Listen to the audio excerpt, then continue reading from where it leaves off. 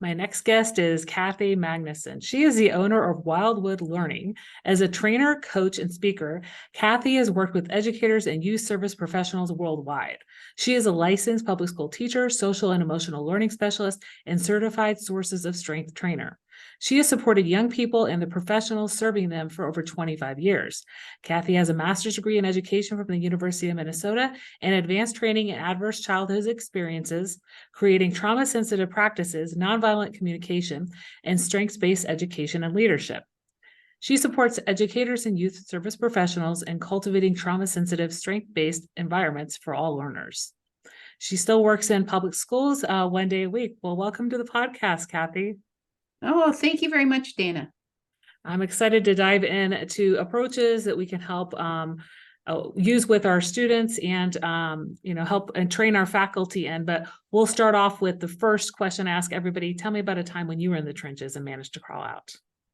Wow. Yeah, I like that question because I have been in education for quite a while. And when I thought back on this question, because I know you ask it of everyone at the beginning of your podcast, what really came to mind was when I was in the classroom full-time teaching, and I was a science teacher. I taught both middle school and high school science.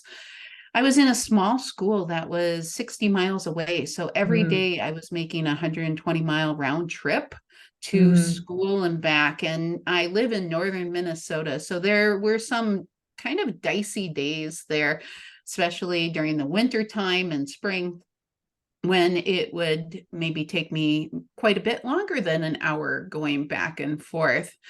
And I just was getting that feeling of being burnt out, that I needed to do something different, and that right now that was not the thing that I wanted to do. And my husband and I, we were looking at building a family and doing it through adoption. And I knew when we adopted our kids that I didn't want to be traveling those long distances back and forth. So I took a job change. The social worker in school, she knew me quite well. We were good friends. They had gotten a grant in the elementary to do what at that time we were calling cooperative life skills or conflict resolution. It was just part-time. But I decided that was the right time for me to take a leave of absence, which I did, and move into this grant opportunity in my elementary. Working with elementary, going from high school and then down to kindergartners was a little bit of a switch, but it was good because it leaned right into some of my strengths, which was I love to learn, I love to be connected with others, and also ideas, trying out new ideas. And this was a part-time opportunity that I would go into the classrooms for 20 minutes to a half an hour in kindergarten up to, I think, fifth grade it started out, and get to try out some new things. Plus it was learning for me because I had to learn what an I message was. I had to learn how to talk about my feelings, which growing up in a German community family, we didn't talk very much about our feelings at all. And so it was like it was all new learning for me, but that's what pulled me out of that trench of feeling like I was in the throes of being burnt out, is just that job change and going into a different environment, be it the other end of the school. It was the thing that I needed at that time. Yeah, and I'm glad that worked out because that helped you discover more about serving students as a, social emotional learning, and, helping them focus on their strengths and how that's led you to what you're doing right now, right? And I totally get like that whole commute thing. I had about the same commute about 5 years ago.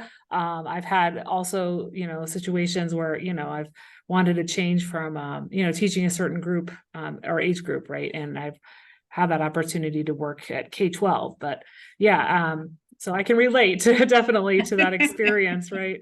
A lot of us know what trauma informed practices look like.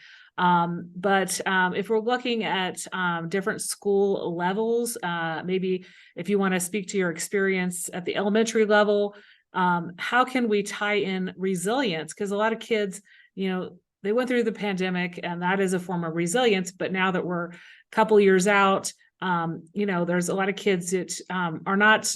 I would say from what I'm experiencing on the daily, a lot of kids aren't wanting to do hard things, right? So they're kind Right. of giving up on that resilience factor and just wanting things given to them. So how can Mm. we tie in that resilience piece, even through that trauma informed lens? Yeah, great question, because I was just at a conference where we did talk about a lot of what's called post-traumatic growth, those Okay. things that can be done in our the post-trauma, right? Mm-hmm. As you said, we move through these challenges and through this trauma and come out the other side, we're resilient, but are we really growing from that trauma? Are we really Mm-hmm. growing in our resilience skills? And talking to some early educators earlier this morning, I was having coffee with some early educators, and we were talking about the children who are now coming into preschool Mm-hmm. are the ones that were born during 2020. And how just too, they maybe haven't had the experiences of in daycare or early childhood because their parents were working at home or maybe are still working at home. So they're Mm-hmm. coming in with all of these different experiences, and where our conversation went was towards how much their experience has been through like learning on an iPad, Mm-hmm. or that being the babysitter and not having those daycare experiences working with other children or being in that, and how that really affects their social and emotional learning growth, and maybe having the parents that weren't quite involved to the level that they needed to be involved because of what was going on in their lives. Yeah. So all of this truly is, yeah, compounding itself.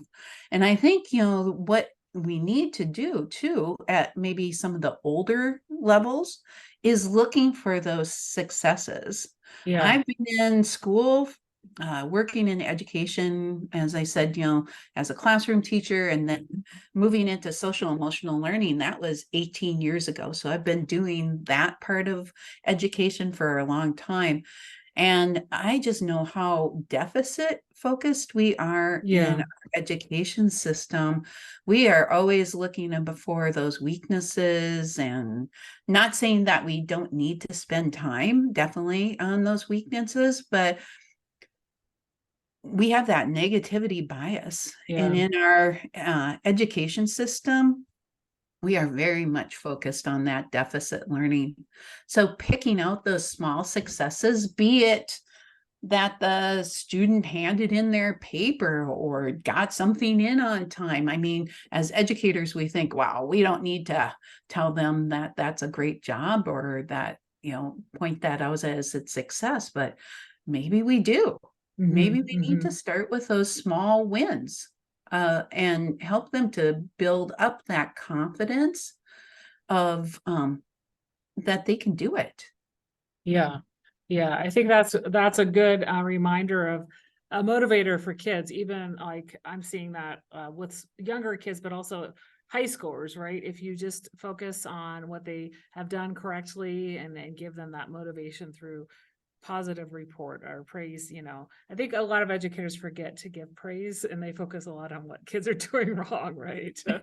Yeah. Exactly. And Yeah. and as educators too, we're in that environment where there's so much on our plate, and it's Yeah. hard. It's hard when you're not feeling well rested, or feeling like you have everything taken care of, or that you come home from a day just feeling like your energy level. I mean, we just don't. Yeah. I think that's correct. That's when people don't feel like they're able to serve the kids that well because they're tired and maybe they're working in a tough environment, right? It can be hard. It can be hard. Yes. Um, I wanted to talk a little bit about if people wanted to bring in trauma sensitive and strength-based practices into a school, how could they do that? And Yeah. how can that support both students and staff? Yeah. And I think, and I believe it really does start with the staff. It Mhm. starts with that feeling of being emotionally and physically safe. And if we can feel that in our classrooms and, in our school culture, that makes a Mhm. huge amount of difference, because we know from experience and from science that when we're feeling triggered and we have that emotional part of our brain, our amygdala, being triggered in fight, flight, freeze, or there's even one called fawn, which is kind of Mhm. a more of a people pleasing type behavior.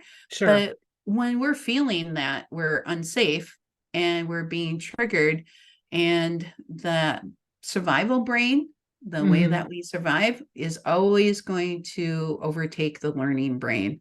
Mhm. So it just, that's the way that we've done that our brain works. And so creating any kind of sense of safety within the classroom, calm environments, routines, Mhm. helping kids feel connected to both you and their classmates, starting out the school with those different activities that help to build that trust and connection Mhm. before diving into the academics. I know when I was a high school biology teacher with my 10th grade class, we started our classes with a circle, Mhm. especially towards the beginning of the school year.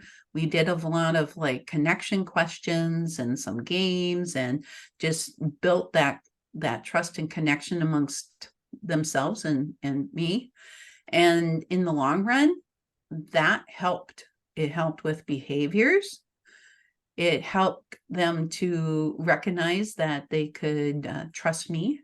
Mhm. Mhm. And then when we had experience in a school within our state that had a school shooting, we had that routine already in place where kids could really, help each other and have that feeling of support. Mhm. Mhm. So, yeah, some of those things are just things that I know it feels like it takes time up front, Yeah. which it does, but man, in the long run, it helps. Mhm. Mhm. Mhm. And I wanted to go a little bit back to that, focusing on youth strengths. We talk a little bit about trusted adults. Mm, And there's some schools that do have kind of a running document going, and making sure that kids identify 3 trusted adults in the building. I've been in schools that do that, but it's not necessarily a practice used everywhere. And how does that help? Like just knowing like who those trusted adults are and making sure students can identify them. right. Yeah. And so that they have that, and the trusted adult might not be a classroom teacher. Yeah. It might be the bus driver, or one of their coaches that come in after the school day, or a mentor that they have that's in the school, or so it might not always be a classroom teacher, because we Yeah. have all these other adults that are around too. And I think really helping those students to identify that, so that they have that person that they feel comfortable going to, Mhm. and also having some way to kind of, check in, Mhm. right? To check in with those kids. Maybe that something's happening in their family, or you heard that a parent or a grandparent or auntie or uncle had passed away, and being able to just even take a couple minutes at the end of class and say, hey, just wondering how you're doing. Are, Mhm. are you doing okay? So I think us as adults taking that time to just kind of seek those maybe kids out that we know that might be struggling. And Mhm. then also in a program that I'm a trainer for, Sources of Strength, we Mhm. work with peer leaders. So sending out and finding Mhm. kids in all of those different social groups throughout the high school or throughout the middle school, so that you're not just having kids trained who are maybe the ones that are in everything, or all Yeah. the, we're just in band, or just, but having a wide, diverse group of kids being trained, because we know that, especially in high school, that those are the kids are the ones who are going to know what's going on with their friends before us as adults even know. Yeah. Yeah. So if we can train them to be those connectors of help, train them in ways that, noticing when your friend's struggling, and making it okay to ask for help, making Yeah. that norm, Yeah. and then being able to connect them to help and to adults that can be there for them. Yeah, because I think a lot of students are pretty shy, and especially if they're new to the school or they're new to the country, they might have a lot of resistance in seeking out that adult, or they don't know kind of what the avenues are to maybe Right. access the counselor or access somebody else who they can share this with. So, Yeah. yeah, definitely a strong point. Whether or not a school uses sources of strength, there is something to be said for having those peer leaders, and they can be called in. There's a lot of schools that have something like that. It's just utilizing them throughout the year, not just at the beginning of the year. Right. So Right. Yeah. And always keeping up that kind of connection, so that yeah. those folks that are struggling know how to ask, where to ask for help. And you bring up a good point, right? If you're someone who has a language barrier, and are new to the country, or have just moved into a new school district, even catching those kids before school starts or at the beginning of the day. I know I was in the school that I work with, I was meeting with the sixth grade teachers, and the sixth Mhm. graders were going up into the middle school. And I said, did everybody make it to orientation? Because, to know how to open your locker and where your classrooms are. And they're like, well, yeah, I think so, but there were three that weren't there. I said, you need to catch them right as they walk into the school that Mhm. first day, and make sure that they either have a buddy, or make sure that they know where they're going or what's going on, or just even connecting with them, because they didn't get that at the orientation. And Mhm. it's scary when you're that age to move into a new section of the school, or a new school. Yeah.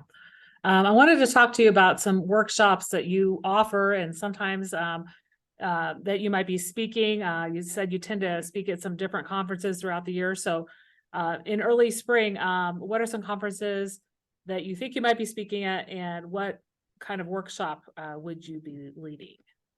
Yeah. Well, I've been doing some workshops and speaking here, and the one that I have in line in the spring is the Minnesota Association of Children's Mental Health. Okay. I plan to be speaking at that workshop.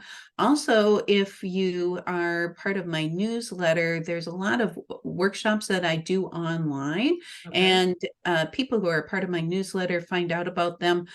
Uh, and free ones that I've been Mhm. doing, just like a little 1 hour Okay. intro webinars that people can come to and sign up for. And I have also had like guest speakers who have come on there, and we've covered a variety of different topics, from being just trauma aware to what's called the polyvagal theory in education, social emotional learning, early educators. So I have a variety of people that sometimes I have as guests, or sometimes it's me. And Mhm. so that's a great way to, really connect with where I'm going to be speaking next, or even just catching me online. Mhm. Mhm. You also have a free giveaway. I'll insert the link about this. You said it's 5 ways to access the learning brain. Could you speak a little bit more about, is that an article, steps? What would that be? Yeah, so I have like 5 things that you can use within your classroom. Plus, I have a little video demonstrating them. Mhm. So, those 5 things are just ways that you can start building a routine within your classroom to Mhm. help with transitions to help with calming down. Because if you aren't doing that while you're as a routine or as part of a routine, and allowing kids to pick out maybe what works for them and Yeah. giving them some options, then when you do have those times of transition or times that you are just seeing that heightened energy in your classroom, you have some tools there that the kids already know and you can pull them out. And so it's just 5 tools that you can use and start implementing in your classroom right away that can help you. Great, great. Well, we've had a great conversation about social emotional learning, how to work with resilience factors in schools through that trauma informed lens. Out of everything we've talked about on the podcast, what's one thing you'd like listeners to remember? Well, what I'd really like them to remember one final thought here is just that whole strength piece about being brilliant. And Yeah, you as an educator, if you're listening to this, what is your brilliance? How yeah. are you bringing that brilliance out? And then, just don't miss that chance to point it out to your students and to other people on Hmm. staff. It can make a tremendous difference. Hmm. Well, where can people connect with you, subscribe to your newsletter, and find you online? Yeah, you can go to my website, which is wildwoodlearning.com. So it's WILDE Hmm. woodlearning.com. And there you can download and sign up for my newsletter. Also, I'm on Facebook on Wildwood Learning. I have a YouTube channel, Wildwood Learning, and on LinkedIn, I'm Catherine Magnusson. Okay, great, great. I'll make sure I include those in the show notes. Yeah, Well, that'd thank be you great. so much. And it was great having you on the Out of the Trenches podcast today. Yeah, thank you, Dana.